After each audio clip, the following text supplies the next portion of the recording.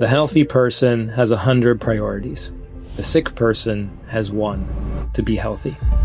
When we're sick, we realize that nothing matters more than our health, and yet most founders are sacrificing their health and happiness in order to build their companies. And then they wonder why they burn out. In this clip, Samir, who's co-founder and CEO of Nia Health, talks about why that is a short-sighted approach.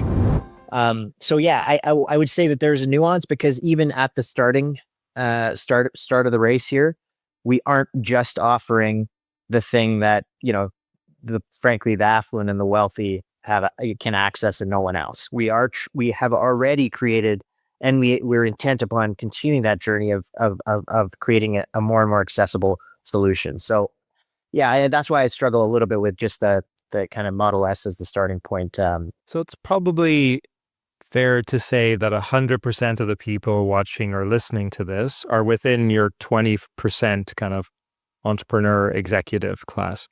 So I'd love to take a few moments and just talk about the need for this kind of service for these people, right? So I'll kick it off. I only coach CEOs, and I watch these founder CEOs almost kill themselves trying to turn a vision into reality and, create something out of nothing, zero work-life balance. And I'm okay with that. Like, no one who masters anything is a balanced human. Michael Jordan wasn't a balanced human, like any rock stars, they're not balanced. So I'm okay with that. But you need to also have some kind of practices to sustain yourself, right? And like I tell people all the time, like, a healthy person has 100 priorities and a sick person has one priority, which is to be healthy.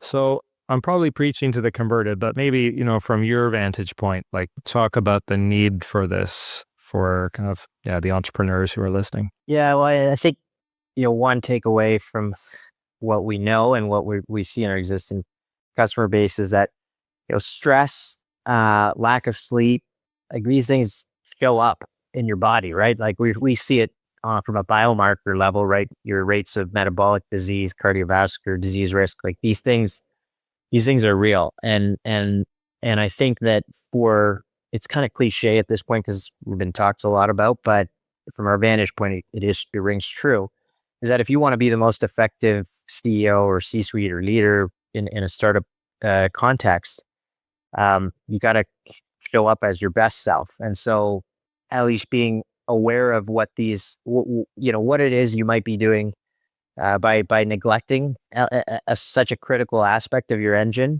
I think that it's important to be aware of it. And then if you decide that you want to continue to persist down that path, that's up to you. But I think that it's kind of this crazy thing in my mind, because people ask us sometimes, they're like, oh, well, you guys are just going to tell me to exercise more and diet. I know I need to do that. I'm not what's the point of this? And then I ask the same kind of leaders back. I say, that's kind of a silly comment. Why? Because, that's the equivalent in business is like saying, hey, well, you just got to increase your revenues and decrease your expenses. And that's all that you need to build a successful business. Like, you don't need to track any operating metrics or anything like that. So why are we, with the one body, the one vessel that you got to kind of, run your race in life? Why is that something that you're just willing to boil down to the two metrics and say that, there's nothing else to be done there. You don't tell me anything I don't already know. I think there's a different playbook for managing our lives as founders, as startup executives, or just, executives in general, where we can lead in a different way.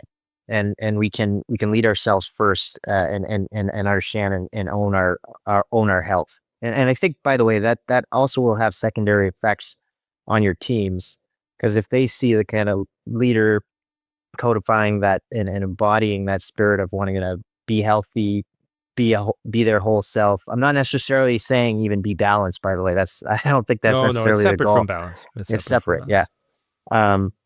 To me, it's a really important thing even for teams. There's an interesting trend here. And you look at some of the most successful entrepreneurs, like Jeff Bezos has somehow gotten jacked over the last few years. Same with like Mark Zuckerberg to a lesser extent. Our counterexamples, Elon Musk is, dad bod. Toby from Shopify is a lean, mean machine who's literally in his spare time become a professional racing car driver. So there's clearly these are just a few examples. I could keep going on, but like there's an emphasis, like a recognition that physical health leads to a better life, but also just far better company performance. Are you seeing that? Like the people who are coming to you, are you seeing that? Or are you having to educate them and evangelize this? I think it's a bit of both, to be honest. There are the folks who are following the longevity space, for example, and are, type A, following the playbook, listening to Outlive or reading it, and they're just following the playbook and trying to execute. But I would say that's still probably the minority. I think the majority, and I feel this myself too, right? Building the company that's trying to change this, ironically enough, it's hard, right? The majority, it's hard because it's like, yeah, I know I need to be better about it, but how am I gonna do that when I'm working X number of hours per week, right? And I wake up every morning and I'm just focused solely on the mission at hand. Like it's really hard. It's a hard thing to wrap your mind around. And I think one takeaway I've had when I've observed the progress of some of these types of executive types that we have as part of our customer base is that when they are empowered with consumer-friendly information that they've never had before, it serves as this catalyst. That it sounds so simple, but it serves as a catalyst to see you and what's going on inside of you, simply portrayed, not in crazy medical speak, but just here's how I'm actually doing inside. Like it serves as this wake-up call that doesn't necessarily require, them to go 0, 100 and, stop drinking, for example, if they enjoy alcohol. But taking incremental steps that actually day over day, when you start making some of those shifts, or if you end up going and getting that follow-up through primary care, maybe having to take the pharmacotherapy or whatever it needs to be, it makes a massive difference. It makes a massive difference over time. And it's less scary than when you're kind of confronting the mountain of like, oh my God, and you changed my whole life because I'm a disaster right now. And not having kind of a compass or any kind of indicator of where you're sitting and how you can actionably get to the next step. Hey, thanks for listening to the Startup CEO Show. If you'd like to connect with me, be sure to visit my website at markmacleod.me or follow me on LinkedIn at @themarkmacleod or Twitter at @markmacleod_. And if you want to tune in again next week, be sure to subscribe on YouTube, Spotify, Apple, or wherever you get your podcasts. We'll see you next time.